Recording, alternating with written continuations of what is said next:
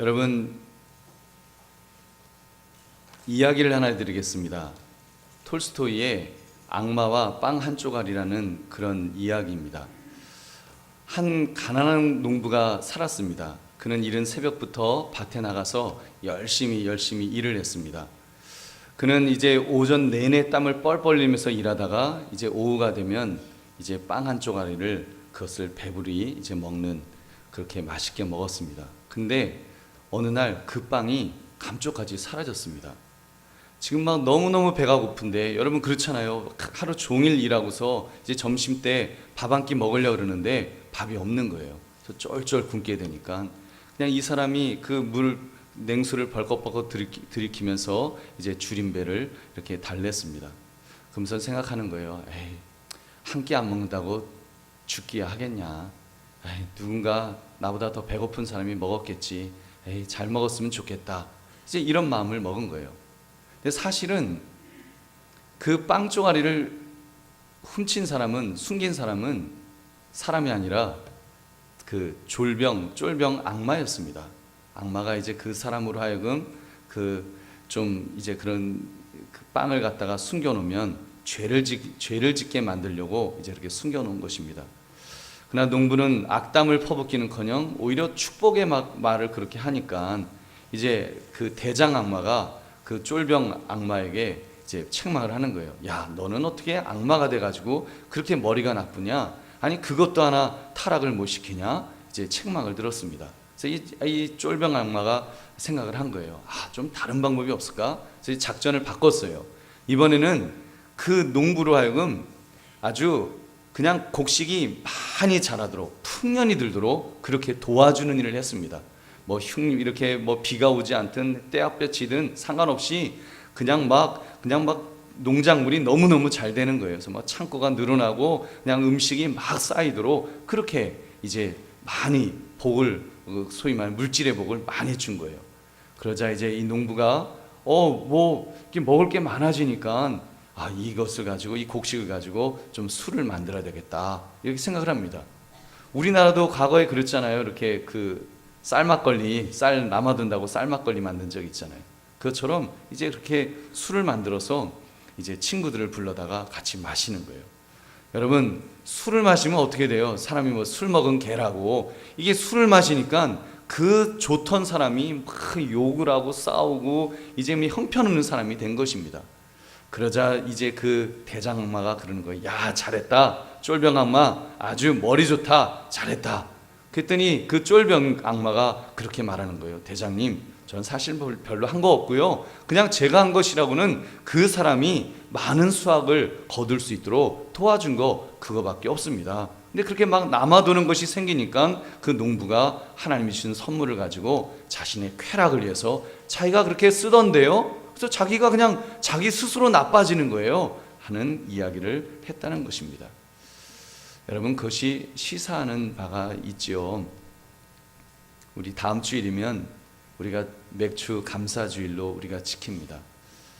아마 해마다 맥주 감사주일이 되면 좀 감사를 강요당하는 것 같다, 이런 느낌이 조금 드실 거예요. 감사절 치고 너무 억지스러운 날인 것 같다. 더구나 맥주 감사라는 것이 이 시대에 우리에게 그렇게 맞지 않는 것 같은 느낌이 듭니다. 실제로 보리 추수기도 아니고 보리 농사를 짓는 것도 아니고, 근데 뭘 감사라는 것일까요? 여러분, 사실 세상적인 기준, 물질적인 기준으로 보면 지난 6개월의 그 시간 속에 과연 감사할 것이 얼마나 많이 있으실런지요. 여러분, 우리가 진정 감사해야 될 기준은 물질적인 추수의 양이 아닙니다. 좋은 직장에 취직했기 때문이 아니라, 월급이 많이 올랐기 때문이 아니라, 좋은 대학에 갔기 때문이 아니라, 여러분, 다른 무엇이 있다는 것입니다. 그 이상의 복이 있습니다. 그것이 무엇일까요? 조금 전 이야기 드렸던 이 악마와 빵 한 조각의 이야기를 들었을 때 여러분 어떤 느낌이 드셨습니까? 어떤 깨달음이 있으셨습니까? 여러분, 초실절, 맥추절, 추수감사절, 유대인들이 지켰던 그런 절기들인데 곡식에 관한 절기입니다만 사실은 그 이상의 의미가 있습니다.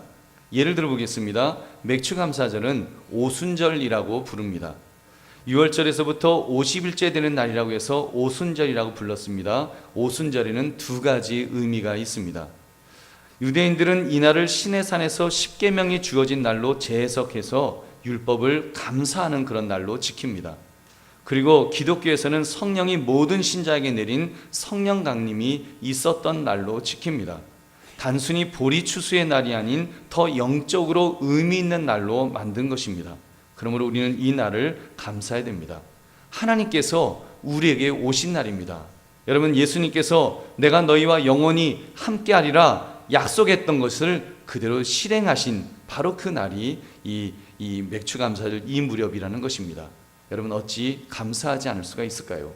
은혜 받은 백성이라면 마땅히 감사해야 될 줄로 믿습니다. 여러분, 오늘 본문은 지금 말씀드린 이런 사실을 선포하고 있습니다. 즐겁게 소리칠 줄 아는 백성은 복이 있나니. 즐겁게 소리칠 줄 아는 백성, 어떤 백성일까요? 감사할 줄 아는 백성을 말합니다. 감사를 표현할 줄 아는 백성이라는 말입니다. 그런 백성은 복이 있다라고 말씀합니다. 도대체 무슨 복을 받았길래 복이 있다고 선언하시는 것일까요? 오늘 말씀 감사하는 자에게 주시는 유익이라는 이 제목을 가지고 감사하는 자에게 어떤 유익이 있는가를 살피시며 은혜를 나누시기를 주님의 이름으로 축원합니다. 여러분, 세 가지를 함께 살펴보겠습니다. 첫째, 감사하면 하나님의 얼굴빛 안에 다니게 됩니다. 하나님의 얼굴빛. 여러분, 감사가 무엇입니까? 저는 감사란 하나님이 나에게 해주신 것에 대한 나의 어떤 그 선한 반응이라고 생각합니다.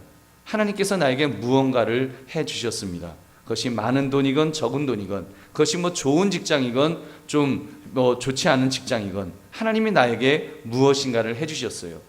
그것에 대해서 내가 인상을 찡그리면서 하나님 이것밖에 안 주세요, 이럴 수 있습니다.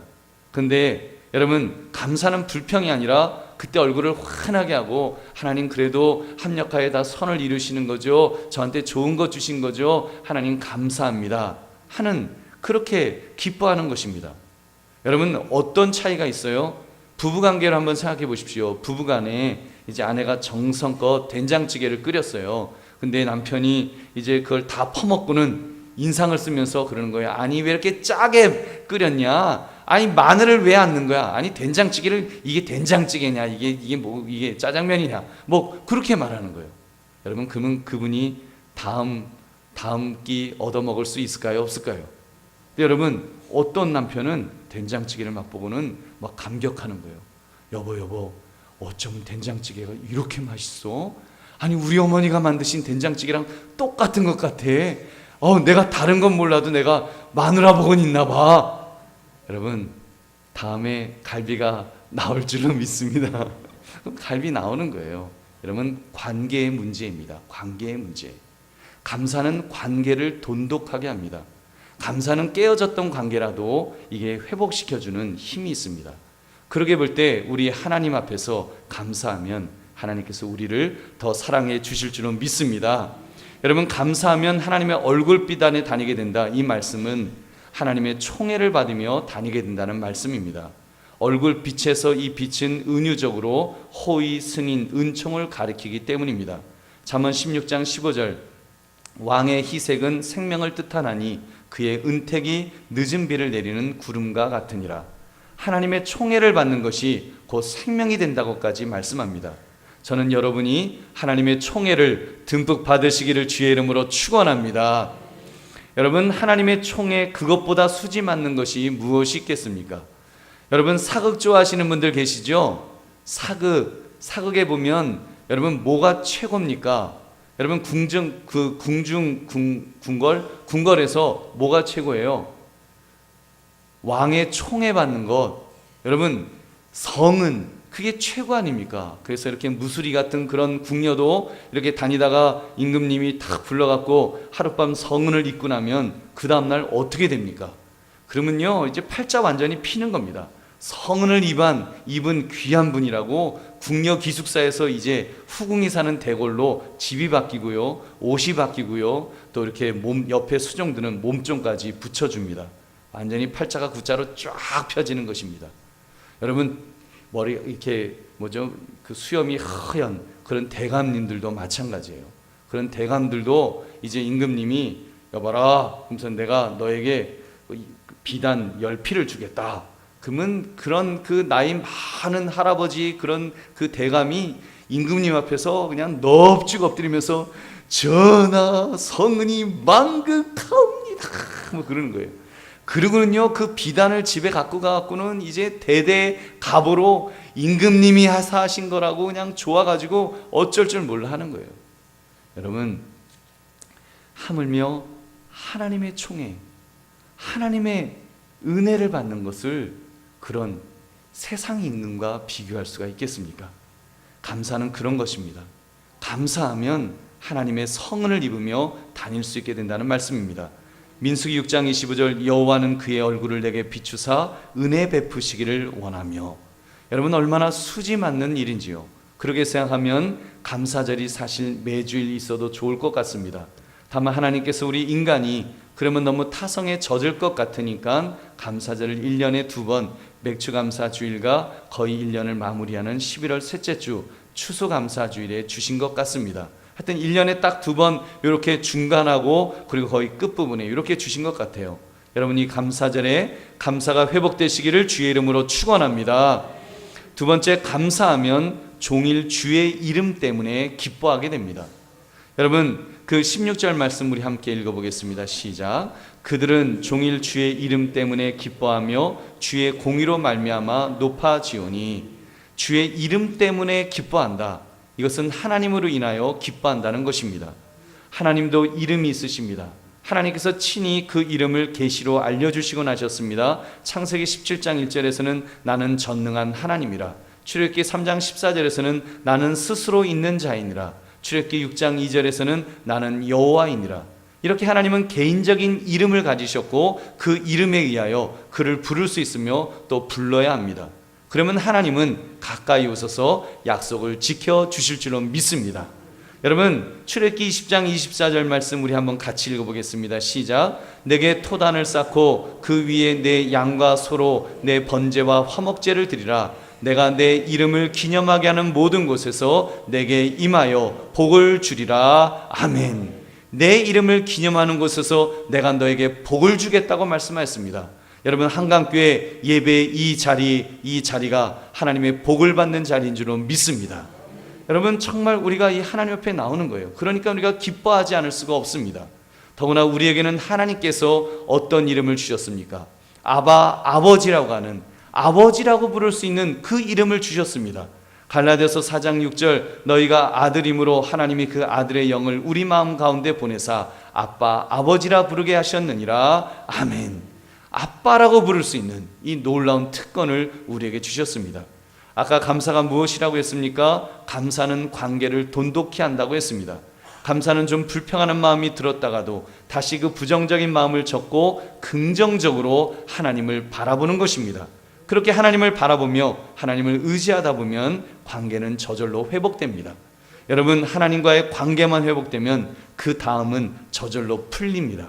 여러분, 왜 우리 속에 기쁨이 없습니까? 구원의 소식이 없어서 기쁨이 없는 것일까요? 여러분, 그렇지 않습니다. 이미 하나님은 하나님의 이름으로 충분한 것들을 행하셨고 그리고 약속해 주셨습니다. 이름을 주셨는데 뭘 더 바라겠습니까? 하나님의 지혜, 선하심, 권능, 거룩하심, 진리, 사랑, 그 모두가 우리의 축복과 관계가 있습니다. 우리가 현재 누리는 특권들이 얼마나 큰지요. 우주 만물을 창조하신 하나님을 향해 아버지라 부를 수 있는 특권은 여러분, 우리가 받을 수 있는 최고의 복인 줄로 믿습니다. 여러분, 이런 것만 생각해도 우리가 기쁘지 않을 수가 없습니다.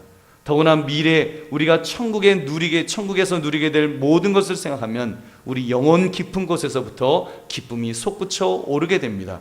그래서 사도 바울은 이렇게 고백했습니다. 로마서 8장 18절 우리 한번 같이 읽겠습니다. 시작. 생각하건대 현재의 고난은 장차 우리에게 나타날 영광과 비교할 수 없도다. 아멘.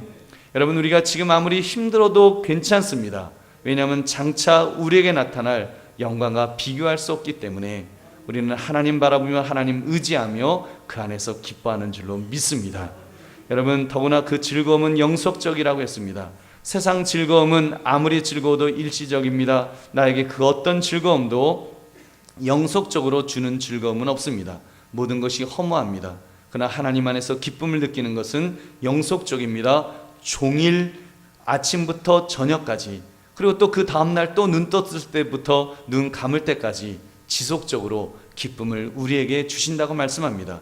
여러분, 그렇다면 믿음의 사람이 우울하다는 것이 말이 될까요? 안 될까요? 임상적으로는 그럴 수 있는 것 같습니다. 그러나 여러분, 우리가 논리적으로 말하면 말이 되지 않습니다. 더구나 하나님 앞에서 진정 감사가 넘친다면 우울한 마음 같은 것은 결코 범접하지 못할 줄로 믿습니다.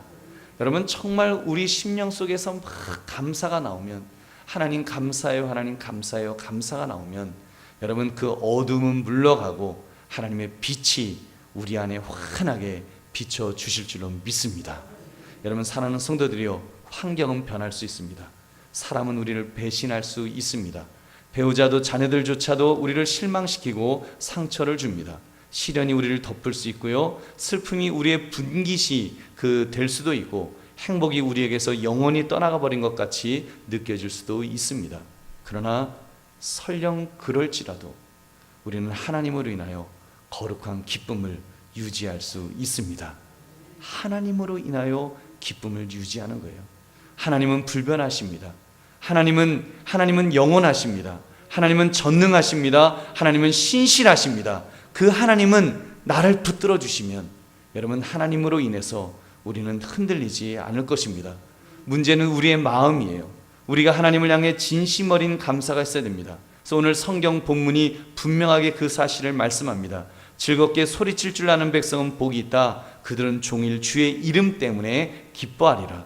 즐겁게 소리칠 줄 아는 백성, 하나님을 향해 하나님 감사해요, 하나님 최고예요, 하나님만 있으면 나는 즐거워요, 높여드리는 사람, 진짜 믿음의 사람입니다. 그러면 그런 사람은 종일 주의 이름 때문에 기뻐하리라 말씀하고 계시는 것입니다. 사랑하는 성도들이여, 이미 여러분, 하나님은 하나님의 하나님 되심을 다 알려주셨습니다. 충분히 우리가 하나님을 하나님으로 바라보며 경배하며 감사할 수 있도록 충분히 보여주셨습니다. 이제는 나의 차례입니다. 우리의 차례입니다. 우리가 하나님을 어떤 태도로 바라보느냐, 이것이 중요한 것입니다. 진정 감사하는 마음으로 여러분, 하나님을 바라보고 계시는가요? 여러분, 오늘 아침에 일어나시면서 굿모닝 하나님 저 오늘 너무 좋은 날 하루 주셔서 감사해요, 하나님 저 너무 좋아요, 오늘 교회 가요 하면서, 그러면서 아침에 일어나셨나요? 아멘 하신 분도 계시고 노멘 하신 분도 계시고, 나 오늘 아주 힘들어 죽겠는데 오늘 나오느라고 아주 그냥 너무 힘들었어요. 여러분, 그런 분도 계실 거예요. 여러분, 근데 정말 우리 한번 하나님을 좀 리얼하게 우리 느껴봅시다. 리얼하게요. 여러분, 정말 하나님을 한번 리얼하게 한번 느껴보세요. 리얼리? 여러분, 정말입니다. 우리가 하나님을 그렇게 느끼면 하나님, 정말 하나님으로 인하여 내가 감사합니다, 내가 기뻐합니다, 이것을 느끼면요, 하나님께서 우리에게 은혜를 주실 줄로 믿습니다. 여러분, 그렇게 하면요, 선순환이 그 속에서 일어나요. 우리가 감사하면요, 하나님이 더 잘 보이게 됩니다. 감사하면 그 순간 불평과 불만의 그 찌꺼기가 우리 눈에서 떨어져 내리는 거예요. 그러면 하나님이 더 명확하게 보이기 시작합니다. 하나님이 보이기 시작하면 더 감사하는 마음이, 막 기쁜 마음이 생기게 되어 있습니다. 그러면 더 감사가 나오는 거예요. 여러분, 정말 우리가 그 선순환이 일어날 수가 있어요. 하나님, 나 같은 죄인을 위해서 하나님께서 그런 일을 나를 위해서 해주셨군요. 내 심령 깊은 곳에서 감격하는 마음이 솟구칠 것입니다. 그런 기쁨은 소멸하지 않을 줄로 믿습니다. 하나님께 감사하고 하나님이 느껴지면 느껴질수록 더 기쁨은 솟구칠 것입니다. 오히려 처음에는 작은 기쁨인데 점점 더 그 기쁨은 커져갈 것입니다. 왜냐하면 하나님은 무한하신 분이시기 때문인 줄로 믿습니다. 여러분, 우리 하나님은 한이 없으신 분이십니다. 제한이 없으신 분이십니다. 알아나가고 또 알아나갈수록 그분의 일부분도 알 수 없다고 고백하는 것이 그런 하나님이십니다. 하나님은요, 크신 하나님이시기 때문에 우리가 그 하나님으로 인하여 기뻐하며 즐거워하게 될 줄로 믿습니다. 여러분, 그러니 그분께 감사하는 마음만 계속 가지게 된다면 우리의 기쁨 또한 끝없이 영원히 지속될 것입니다. 마르지 않는 샘물처럼 퐁퐁퐁퐁 그 기쁨이 솟아날 줄 믿으시기 바랍니다. 셋째, 감사하면 주의 공의로 말미암아 높임을 받게 된다고 했습니다. 높임을 받게 된다. 16절 말씀 우리 다시 한번 함께 읽겠습니다. 시작. 그들은 종일 주의 이름 때문에 기뻐하며 주의 공의로 말미암아 높아지오니. 아멘. 주의 공의로 말미암아 높아지오니. 언제 이렇게 된다고요? 즐겁게 소리칠 줄 아는 백성은 복이 있나니 즐겁게 소리칠 때, 즉 감사할 때 주의 공의로 높임을 받는다는 것입니다. 아까 감사는 관계라는 말씀을 드렸습니다. 우리 심령에 감사가 넘치게 되면 하나님과의 관계는 저절로 해결이 됩니다. 여러분, 오늘이 우리 6.25 동란, 6.25 한국 동란을 우리는 겪었습니다. 오늘이 바로 6월 25일이죠. 지금 미국과 우리나라 간에 외교적으로 껄끄러운 부분이 이렇게 좀 있습니다. 왜 있습니까? 뭐 사드를 배치해야 되느냐, 뭐 배치하지 말아야 되느냐, 첨예한 외교 문제 때문입니다. 그래서 혈맹이라고 했던 관계가 지금 좀 서먹서먹해졌어요. 근데 여러분, 미국과 우리나라 간의 그런 외교 문제를 이렇게 해결할 수 있는 좋은 방법이 있을 것 같습니다. 그것이 무엇인가 하면 감사를 회복하는 것입니다. 우리가 적화통일 태려고 했던 절대절명의 순간에 미국이 우리를 도왔습니다. 여러분, 자그마치 48만 명의 군인들, 젊은 군인들이 이 땅에 왔습니다. 지구 어느 구석 그 존재조차도 몰랐던 그 나라, 그 대한민국을 도와주려고 48만 명의 젊은이들이 왔다는 거예요. 여러분, 우리나라 군인이 60만 명인데 48만 명이면 얼마나 많은 숫자입니까? 거기다 그 중에서요 3만 한 4천 명 가까운 젊은이들이 죽었습니다. 여러분, 3만 4천 명 가까운 젊은이들, 얼마나 많은 숫자의 젊은이들이 우리나라를 위해서 생판 알지도 못하는 대한민국을 위해서 그렇게 죽었다는 거예요. 정치색을 떠나서요, 뭐 어떤 정치색을 가졌던 간에 대한민국 국민이라면 너나 할 것 없이 여러분, 우리 가져야 될 마음이 있습니다. 그것은 우리를 위해서 피 흘려준 미국 군인들에 대한 감사의 마음입니다. 뭐 왜 아멘이 없어요? 할아버지가 김일성이세요? 여러분, 뭐 우리 할아버지가 김일성이다, 내가 김일성에 알려지지 않은 내가 손자다, 뭐 손녀다 그러시면 모르겠습니다만, 여러분, 그런 분 빼고 대한민국 국민이라면 남녀노소를 불문하고 감사해야 됩니다. 여러분, 아무리 시간이 지난다고 하더라도 대한민국이 소멸되지 않는 한 우리는 감사해야 됩니다. 그들의 희생이 없었더라면, 뭐 어떤 이유 여하를 막론하고 그들의 희생이 없었더라면 오늘날 대한민국은 존재하지 않습니다. 여러분, 그 고마움 가져야 됩니다. 그리고 그 감사하는 마음을 가지는 한 또 미국과의 동맹도 원만하게 또 잘 유지될 수 있을 것 같습니다. 여러분, 뭐 그거야 또 국가적인 거야 또 그렇다 치더라도 우리 하나님과의 관계이겠습니까? 나를 구원하시려고 아들을 죽이셨던 그 사랑입니다. 정말 아들도 아끼지 않은 그 사랑을 하나님께서 우리에게 베풀어 주셨습니다. 여러분, 그렇다면 그 끈끈한 사랑에 우리는 감사해야 됩니다. 여러분, 그것 때문에 다른 이유, 뭐 다른 어떤 조건 생각하지 말고 우리 정말 나를 위해서, 죽을 수밖에 없는 나를 위해서 십자가에서 아들까지 죽이신 그 사랑 한 가지만으로도 우리는 감사해야 된다는 것입니다. 이 마음은 한순간도 흐트러지면 안 됩니다. 항상 감사의 마음을 가져야 됩니다. 맥주감사 주일이 되어서 감사하는 것이 아니라 사실은 매일 매순간 감사의 마음을 가져야 합니다. 그렇게 감사의 마음을 가지면 주의 공의로 말미암아 높임을 받게 될 것입니다. 어떻게 해요? 전능하신 하나님께서 우리를 높여 주실 것입니다. 하나님의 공의로 말입니다. 하나님의 공의는 곧 하나님의 의로운 통치를 가리킵니다. 하나님의 의로우신 통치로 우리를 높여 주십니다. 하나님은 우리를 원수들과 위험들에서 구원해 주실 것입니다. 하나님은 우리를 영광스럽게 해주시기 위해서 높여주실 것입니다. 하나님의 백성은 하나님으로 말미암아 높아지는 것입니다. 이것은 우리 스스로가 높아지려는 그런 모습이 아닙니다. 하나님이 높여주시는 거예요. 하나님이 높여주시면 우리 믿음의 사람은 하나님이 높여주시는 사람이기 때문에 그런 점에서 하나님의 특성과 관계들로 말미암아 높여지고 있습니다. 요한일서 3장 2절 우리 한번 같이 읽어보겠습니다. 시작. 사랑하는 자들아, 우리가 지금은 하나님의 자녀라. 장래에 어떻게 될지는 아직 나타나지 아니하였으나 그가 나타나시면 우리가 그와 같을 줄을 아는 것은 그의 참모습 그대로 볼 것이기 때문이니 아멘. 우리는 하나님의 자녀입니다. 특성상 하나님과 비슷해진 존재들입니다. 그리고 궁극적으로는 하나님 나라의 영광과 위엄으로 높여질 존재라는 말입니다. 여러분, 요한계시록 3장 21절도 말씀합니다. 이기는 그에게는 내가 내 보좌에 함께 앉게하여 주기를 내가 이기고 아버지 보좌에 함께 앉은 것과 같이 하리라. 아멘. 얼마나 멋집니까? 하나님께서 우리를 이렇게까지 높여주신다니까요. 내 보좌에 함께 앉게 해주리라. 하나님께서 약속하였습니다. 우리는 그런 존재들입니다. 그렇기 때문에 감사하지 않을 수 없습니다.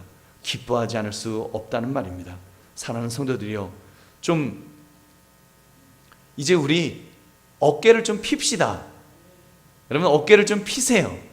어깨를 피셔서, 여러분, 무엇 때문에 우리가 그렇게 위축되어 있습니까? 여러분, 돈 조금 없다고 위축되지 마시고, 내 집 없다고 위축되지 마십시오.